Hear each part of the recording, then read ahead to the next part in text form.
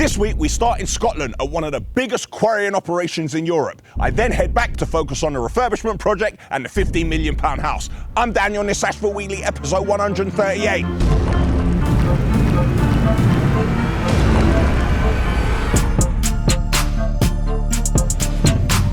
Is that the castle? Yeah. Already?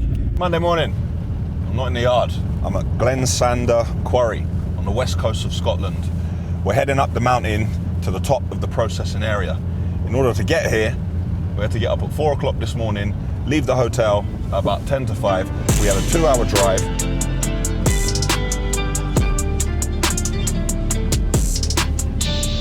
That's Friday for you. Anything to get the shot. Then we jumped on a boat.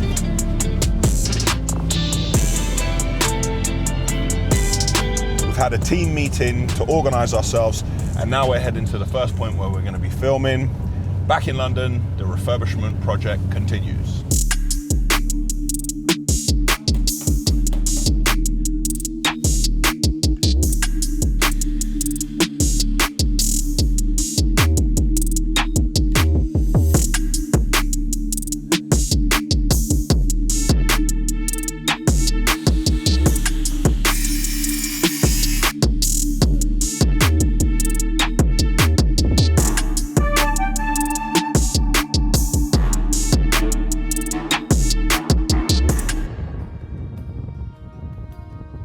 Couple of sheeps in the quarry, but those are the ones with the things on top of their head. One of them challenged me to do all this ramming into each other like that, but they kind of backed down when they realised I had the old hard hat on. Lovely, look at the two of them. At one with nature.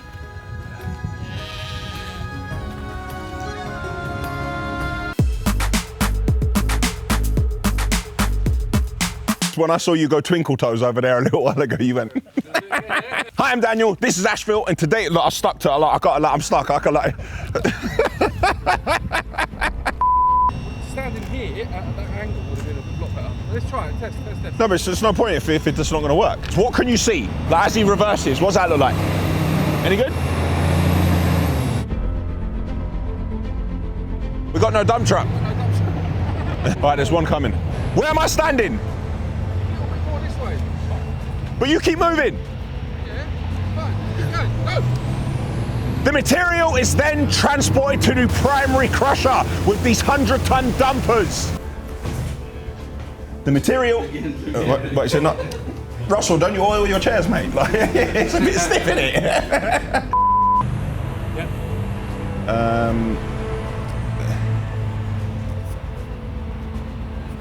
Tell me when. This glory hole is 230 meters deep. Kid in a candy shop.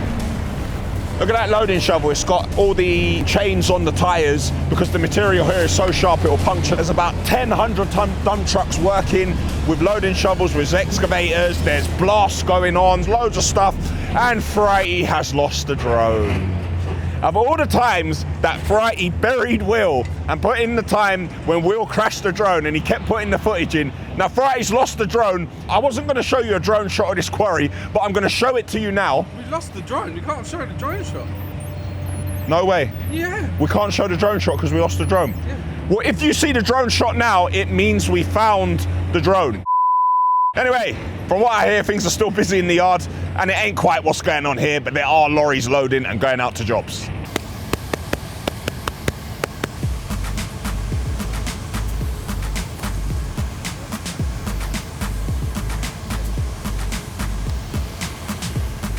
This is the biggest material bay I have ever seen in my life. Each of these bays has hoppers in the bottom of them, what have a conveyor belt going underground, taking them to the front of the pier, and then a conveyor belt connecting all those material bays to take them towards the ship loading equipment.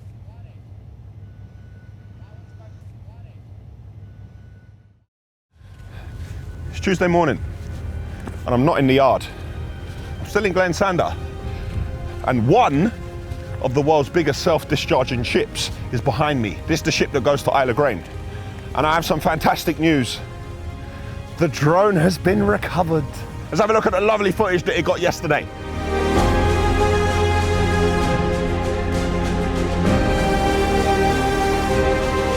footage you can see here is just the tip of the iceberg.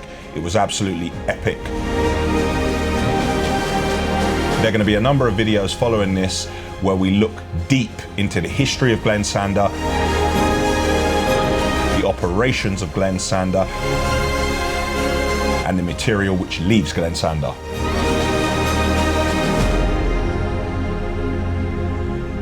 Back in London at the £15 million house, we changed the plan slightly with the benches, and you can see that we're using some of the formwork that we used at the basement salvage project to begin to pour this concrete.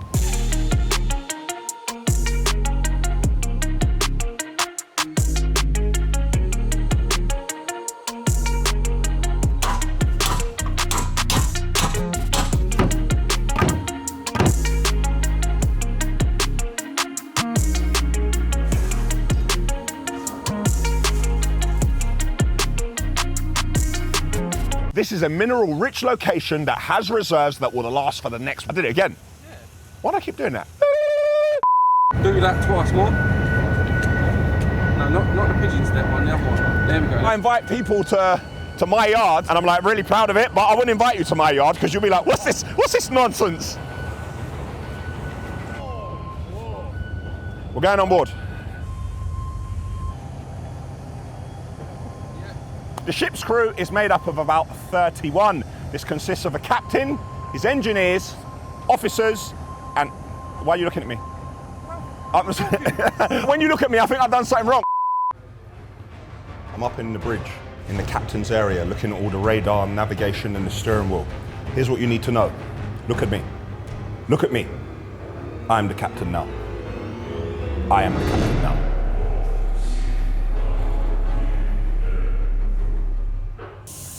You ready? Oh, sorry, okay. Here we can see the ship loader. It works on a rail system, which means... Here we can see... What are you laughing at?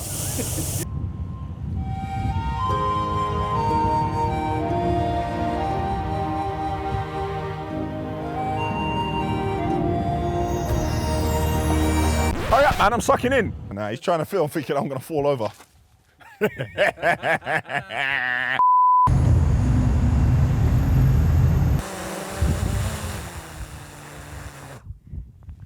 We weren't going to have that happen 2 days in a row. It found its way home. Hey! Ready? Yep.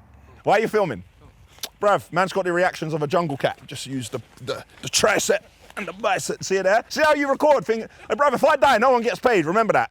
Followed by transport and logistics over sea, rail, and road. Is that bad? That I slipped? Over sea, rail, and road. And the journey starts on the west coast of Scotland in Glen Sander. Emergency services. Do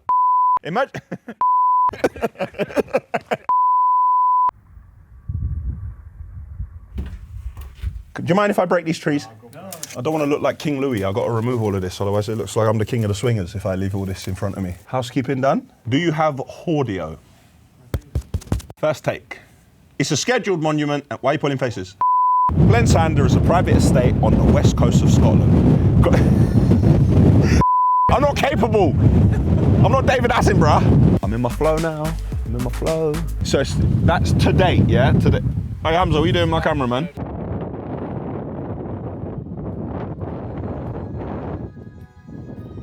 I'm enjoying my day in Glen Sander. The weather's on our side. I can't actually tell you what the time is because I'm not wearing my watch because all my messages kept coming through and it was distracting me and putting off my mood because it's hardly ever that good news comes through to me. It's a weird mix. You've got all this industrial stuff happening and a quarry and so much industry, and then you've got things like this behind me, which is a castle. I might just stay up here for a little while longer and just reflect a little bit and just soak it all in. Yeah, I think I'll do that.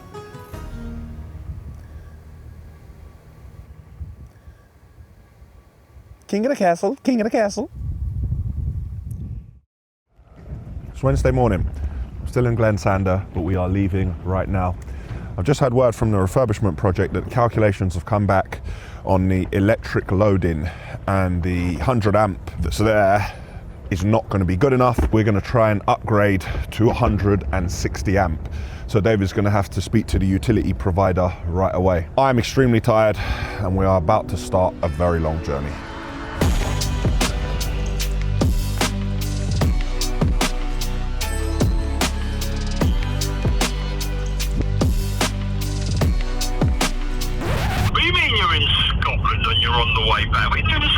I was looking at a Quarry. I was telling him my old pal Michael's going to buy it, so I just came as a scout just to see what was going on. Well, I could buy that in between all the rest of the stuff I'm buying, not a problem. What's happening? No, where's the fishes? I thought you didn't want the fish. No, I said I was sorting it out. Are you not a qualified vet?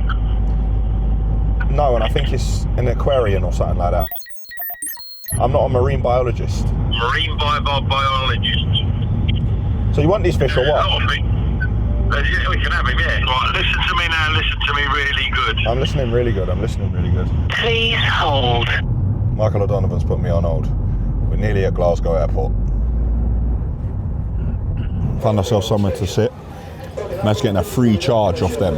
My headphones, my iPad and my phone all at the same time. Not great things in the yard today. The train was cancelled and we were meant to have some rubber mats, the ones that help us cross over the train line. Ben at Severell was going to deliver it, but they're busy at Gatwick, so that's not happening. Tomorrow, I have to spend the whole day doing a very long, how should we say, administration task, which I'm not ready for. So I need to get back as soon as I can. We should be in the yard by 5 o'clock, reconvene, have a chat with Terry, and try and prepare for tomorrow. We're back in London, and Hamza's back in the middle. You know when you're the youngest and your older brother say, nah man, you have to go in the middle. This is what this is like. We're nearly back at the yard. The time is 4:54. We're back there for 5 and Hamza is about to start a night shift to start editing these videos already.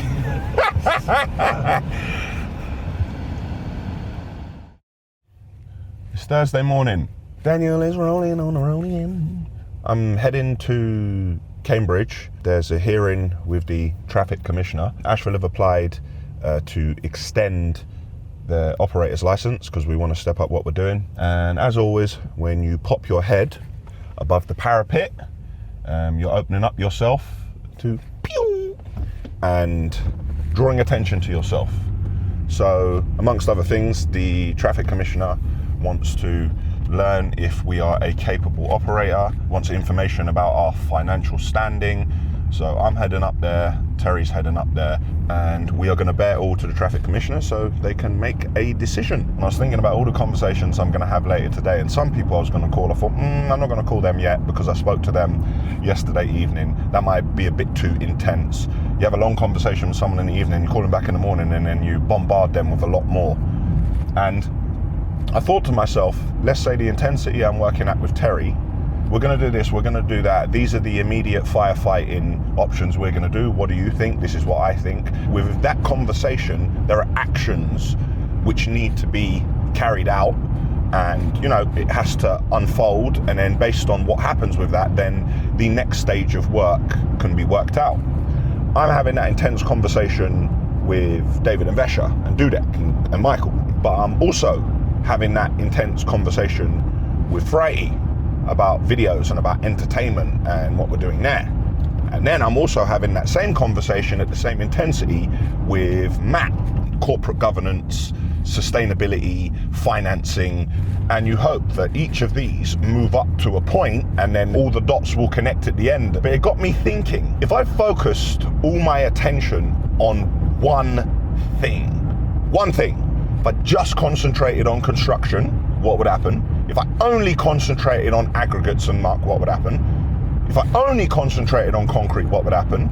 But what if I only concentrated on trains, bringing in trains, offloading? What if I only did media and videos? It's an interesting thought. And as I'm on the Ronian, and I don't want to harass everyone, it's a time for reflection. What do you think? This is B-roll. B-roll. This is B-roll. Back in the yard, as you can see, the wheels are working perfectly. And as promised, we've done further upgrades. So we've built this little compartment out of steel. We put ridges in there to make sure when you put the chains in there, it will limit the movement, and put additional piece to build out the thickness of it. So now there's even less of a gap. Just going to finish this off nicely. So all those heavy chains you saw us collect a few weeks ago can sit in this area here. 586 bucket, we're getting prices to repair it, but it's very expensive. These are one of the second-hand options we're looking at. We're not buying new. The price of buckets at the moment is... Someone's got a bucket that was on a 40-ton Komatsu. They're saying they may be able to do a couple of changes to it and it will work for us. Got on well with the traffic commissioner. We didn't get the entire increase we asked for, but we have an increase which will be implemented. 10 now. And then in 6 months, they'll give us another 10.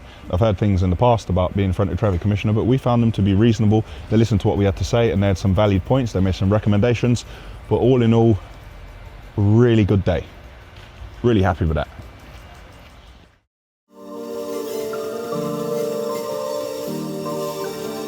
Nice and early this morning, we had a train come in of lovely Type 1 limestone.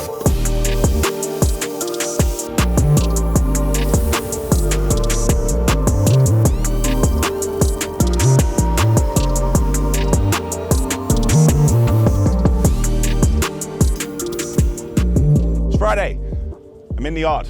At the £15 million house today, we've been waiting for a delivery of the nosing, edging, and paving going around the pool. And thankfully, that arrived this morning, so we can now push on with that work. Last week I told you about the exploratory works to find the damaged waste pipe. Well, we found it. We have now filled the area up with Type 1 and we're getting ready to pour concrete.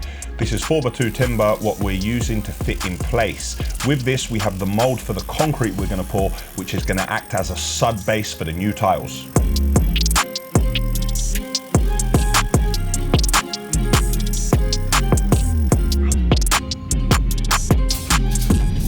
We are now there or thereabouts with our setup for plant hire. And we've got all our systems in place apart from the last operating system that's going to run it, but they're already implementing it remotely.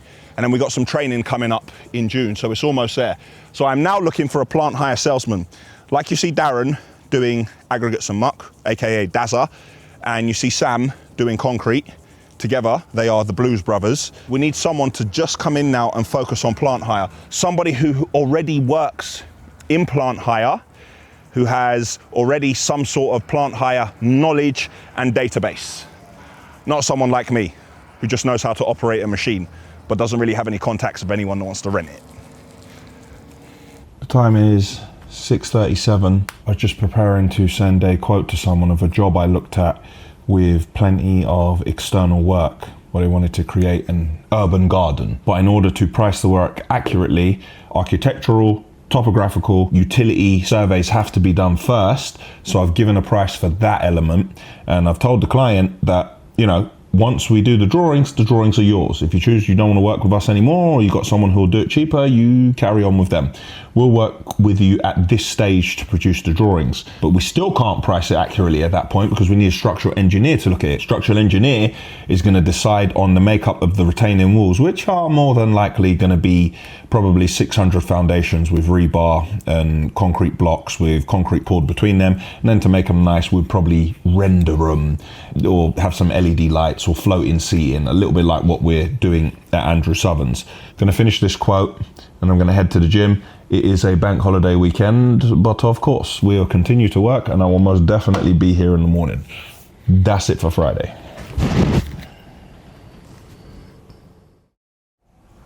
Saturday, I'm in the yard, sat at my desk. The time is 2:16. I'm about to go downstairs and do a watch through of weekly episode 36 with Friday before we try and do a final export. Little parcel has arrived and Manny from Elite Pave has sent me something. All right, let's look straight away. It says a UK 13, which I am in Nikes. I'm 14 and other stuff.